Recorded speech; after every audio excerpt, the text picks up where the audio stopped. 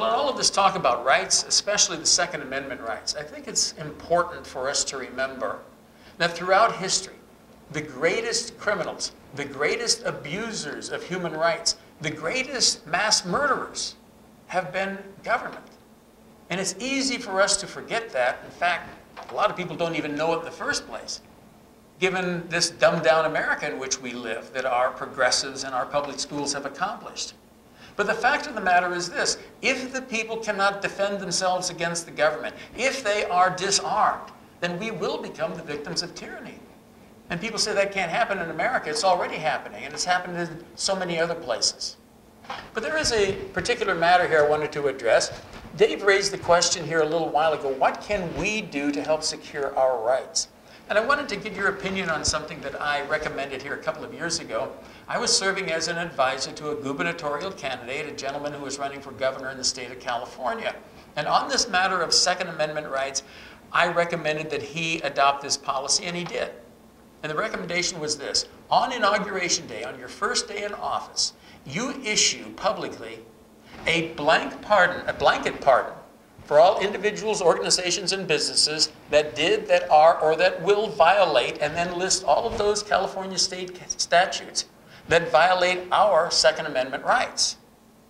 In that way, these people would all have their rights reestablished. Now, this would not change the law, granted, it would not change the law, but it would change law enforcement. You see, what district attorney is going to prosecute a criminal like me who might have a 16-round magazine for my 9mm instead of the required 10-round magazine?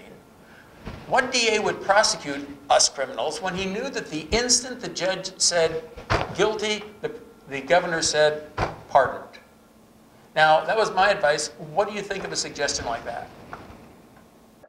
No, I think that is a clever mechanism for the governor to do that. I think that on the whole, right now, you should have sheriffs throughout California who do the same thing, that say, in my jurisdiction, we will not arrest people for these crimes.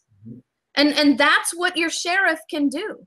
Because your sheriff has taken an oath to support and defend the Constitution of the United States. He is not a hireling of the state. He is not a hireling of your county or your city.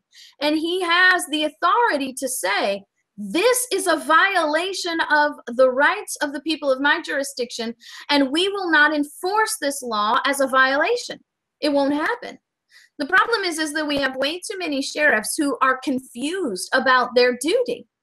And they think, well, we're just, it's not my job to determine which laws to enforce or not. I just have to enforce the laws. The problem is that defense didn't work in Nuremberg.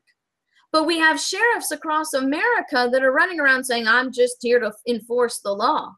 When in reality, if they were to follow their conscience and follow the liberties of the people, they would be on solid ground throughout history.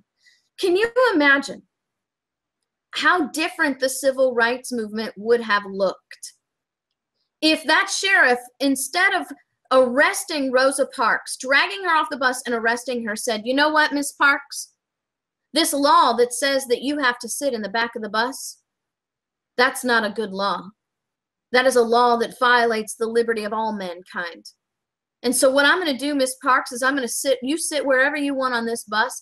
I'm going to sit right next to you, and I'm going to escort you home, because I will not enforce a law that violates the liberty of my people. How different would our civil rights movement be with real sheriffs standing for the liberties and the rights of the people as they've promised under oath?